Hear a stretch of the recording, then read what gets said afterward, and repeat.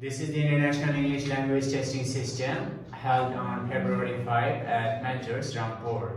The candidate name is Sabir Hussain, candidate number 57038872, and the examiner is me, Mr. Rajal, examiner number is 273075. Good afternoon. Good afternoon, sir. What's your full name? My full name is 𝐒𝐄𝐄. You may call me Belly. Can I see your identification, please? Yes, sir. Here it is.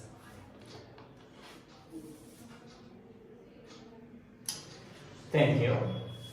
So in the first part of the IELTS speaking test, I would like to ask you some question about yourself. Is that okay?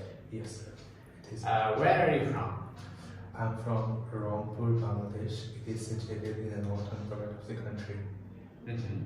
Is it your hometown? Yes, sir. It is my hometown, and I love this city.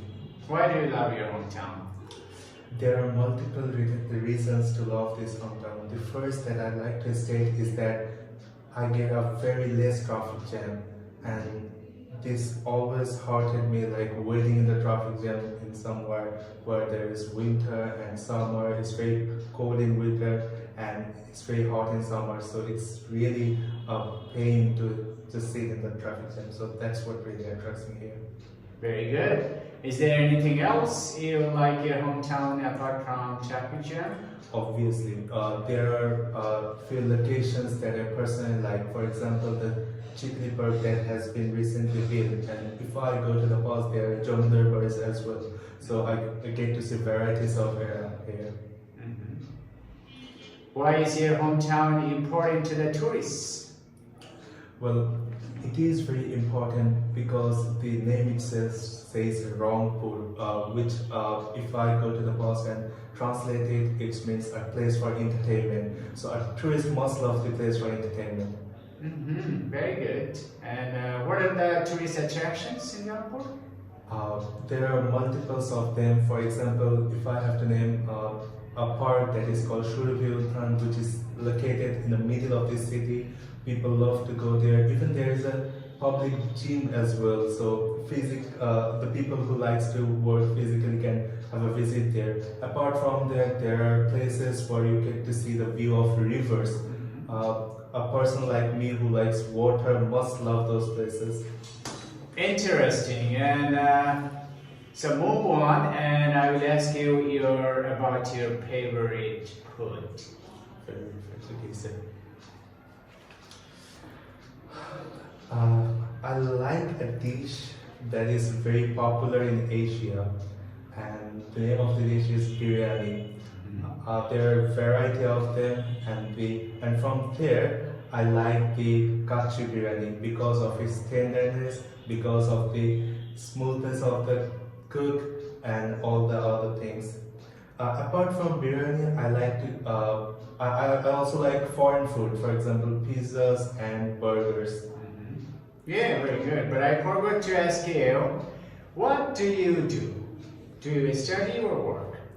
Well, currently I have finished my A-levels in the October session, and in the meantime I also taught students from English medium backgrounds.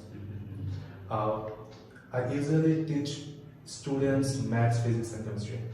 So is teaching your part-time job or full-time?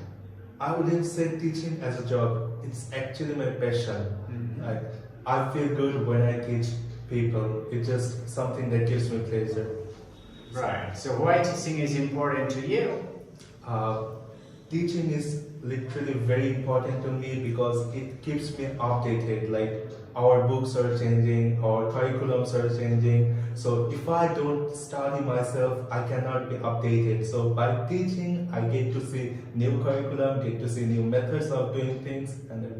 Very good. And do you think that most people should involve in teaching? I wouldn't say most people would get involved in teaching because it's kind of a person's interest. For example, a person can be interested in business. Like, I have a friend who does online businesses and he earns a lot, even better than me in some months. So I should, if I have to give advice to people, I would say just follow your heart. Very good. Thank you. Thank you very much. And that is the end of your IELTS speaking test, part 1. Now let's move on. And in part 2, I will ask you to talk about the topic, about 1 to 2 minutes. And you have 1 minute to plan your answer. So here is a piece of paper and a pen. And here is your topic. Thank you. Your time starts now. I want you to talk about young people who are being uneconomical every day.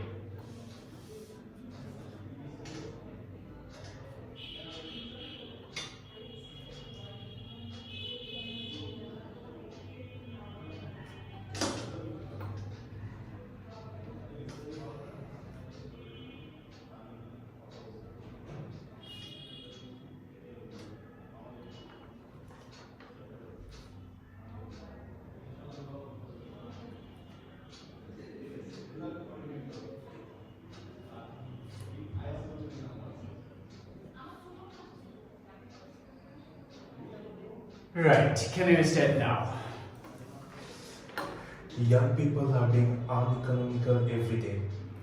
Well, this term came new. Like, if you see on the graph of like economical things, after Corona, it falls down like drastically. Like after Corona, people started to lose their jobs. The high earning countries were just going down, and let's just not talk about Asia because we were at the very balanced level and we were developing. That also came to a halt after the Corona. Now, as the Corona is ending, we are seeing a change on the uneconomical peoples every day, especially young people and freshers. The jobs are getting very limited, as well as we are not getting essential skills people who will be working. And moreover, since the businesses are not earning that much, they cannot provide their staff the salary that the young people wants. So that is also a major factor. Another thing that I would like to state that if I don't get involved to a business, I will not get the essential skills that I will be needing to apply for a higher position to earn more. But the vacancies are very limited, whereas the vacancies that are vacant are only available for the people who have the skills. Now let's talk about the other things that are affecting. For example, the war between Russia and Ukraine, that is also affecting the whole economy of the Western world as well as our community. For example, the amount of foods are getting less and the prices of them are getting higher. To support that, we need more money, and for that money, we need to get to somewhere where we need the essential financial thing or financial money to purchase those money.